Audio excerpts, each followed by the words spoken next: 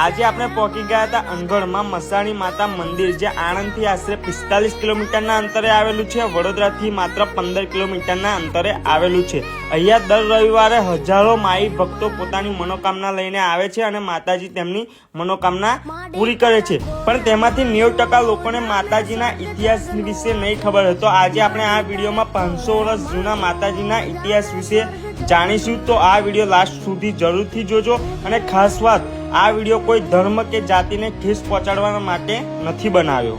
ઇતિહાસની વાત કરવા જઈએ તો આજથી 500 વર્ષ પહેલા અનગઢ ગામ એ ગોહિલોનું રજવાડું કહેવાતું હતું અને અનગઢ ગામમાં મહીસાગર નદીના સામે કિનારે મુસ્લિમ ભાઈઓ રહેતા હતા।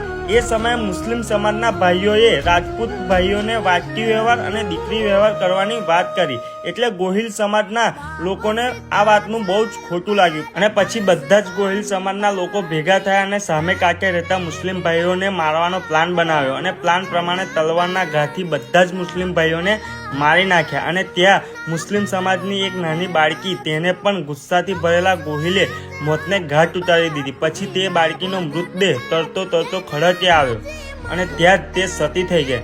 અને પછી ખડકમાંથી અવાજ આવ્યો કે હે ગોહિલો, હું અનગઢની મસાણી મેરડી બોલું છું અને હું અનગઢના ઘરે ઘરે પૂજાઈશ। અને ત્યારથી જ અનગઢ ગામના લોકો અને આજુબાજુ ગામના લોકો રોજ સવાર સાંજ દીવા આરતી કરવા લાગ્યા અને માનવામાં એવું આવે છે કે અહીંયા 5 રવિવાર ભરવાની માનતા રાખો તો તમારી માનતા માતાજી પૂરી કરે છે। તો આ વિડીયો સારી લાગી હોય તો શેર જરૂરથી કરજો અને કોમેન્ટમાં જય મસાણી માતા લખવાનું ભૂલતા જ નહીં। જય મસાણી માં।